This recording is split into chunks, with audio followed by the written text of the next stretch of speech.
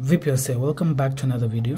In this one, I'll be taking you guys through the Xiaomi Redmi Note 13 4G model.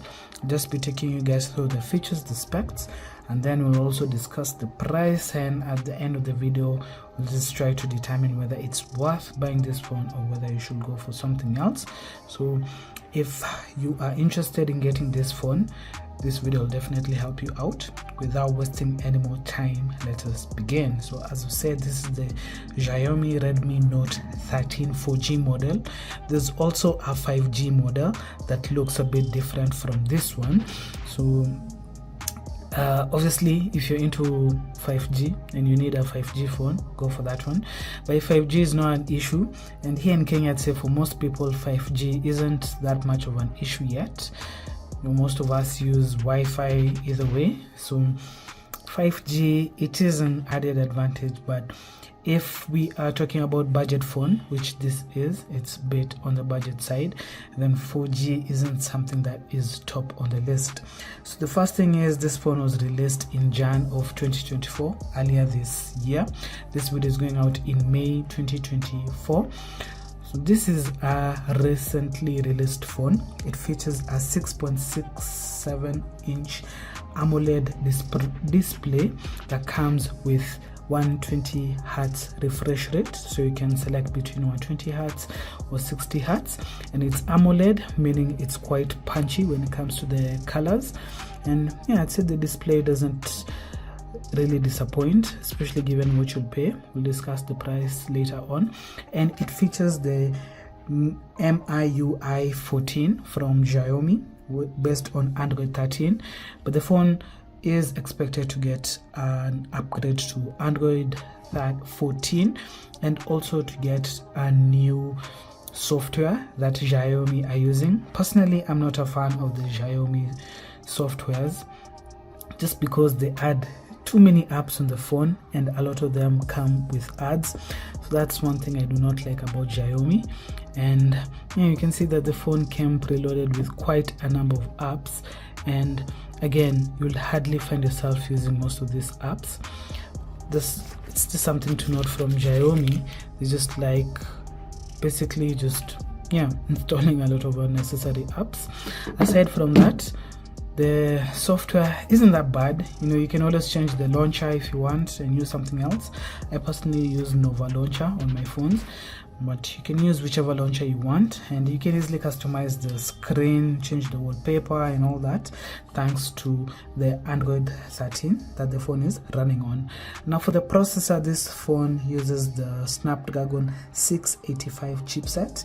Now in 2024, that's hardly efficient chipset. Let me use that word. It's not an efficient chipset in 2024, and there are better options that Xiaomi should have gone for, but for this phone they went with that Snapdragon 685.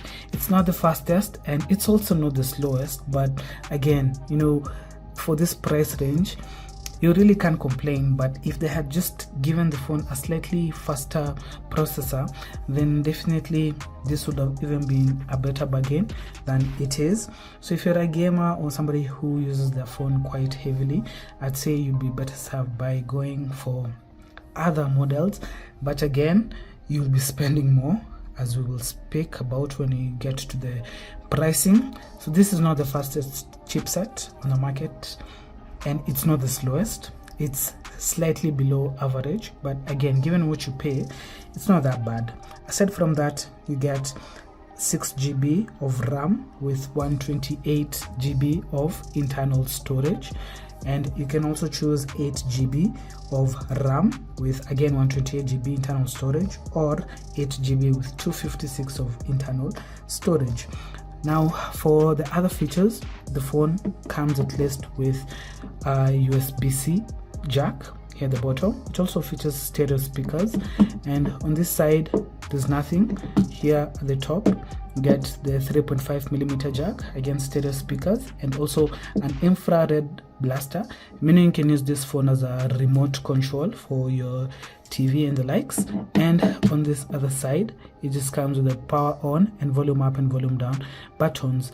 So it's a reasonably sized phone. It's quite light, honestly. It's not the smallest and it's also not the biggest. I'd say the size is quite good, and given the size of the phone and the size of the screen, I'd say it's a very good mix. The thickness, it's not that thick and it's also not the thinnest. Here at the back it features a triple camera setup. You have a 108 megapixel main camera as well as an 8 megapixel ultra wide and a 2 megapixel macro camera.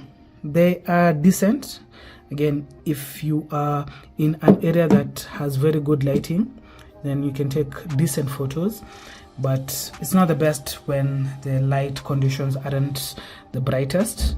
The selfie camera is a 16 megapixel shooter, and again it's not the worst and it's not the best.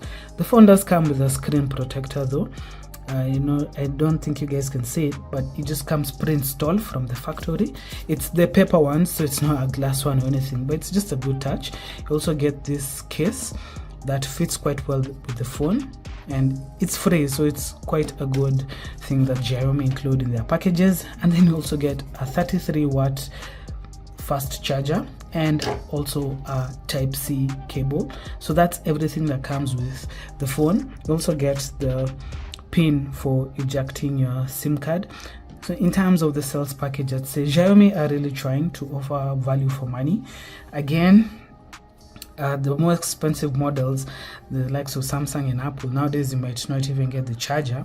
So Xiaomi are really trying with at least including a fast charger as well as the screen protector and the case. Those are very good touches. And also, if you're somebody who prefers the 3.5mm jack, this phone still has that 3.5mm jack here at the top, which is quite convenient. Not a lot of phones come with those ones in 2024. It's just something that makes this phone stand out from the competition. Other than that, the battery is a 5000 milliamp hour unit, which will last you a whole day without the phone needing to be recharged. So that's a very decent sized battery. And the other thing to note is that this phone also features a fingerprint sensor that is here at the front. So once you click, this is the fingerprint sensor. This isn't my phone, so I can't use the fingerprint sensor, but yeah, it is on this phone. And basically those are the main features of the phone. And again, as you said, it's mostly aimed at the budget side, because for the price it goes for 22,000 shillings. So it's right there, just slightly above the really budget phones of 12,000 and the likes, because this is now at 22,000. And now the thing is, at that price range, you don't have the best of options, honestly, because again, when it comes to phones, you get what you pay for. So if you want really awesome features, you'd find yourself spending minimum of 30,000 going up. But if you're looking just for something that will serve you well and won't hang, and it's just for normal day-to-day use, no gaming or no content creation on the heavy side and the likes, then this is a very good phone that can serve that purpose without any issues. So the phone has been in use for a few weeks now, and again, that processor, sometimes it just takes a bit to just get through the user interface. There's some hanging here and there, but overall, if you're not doing some heavy gaming or heavy use on the phone, you won't experience any issues.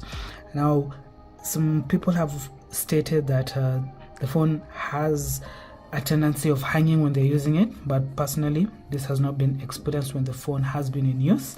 So I'd say maybe that depends on how you're using the phone.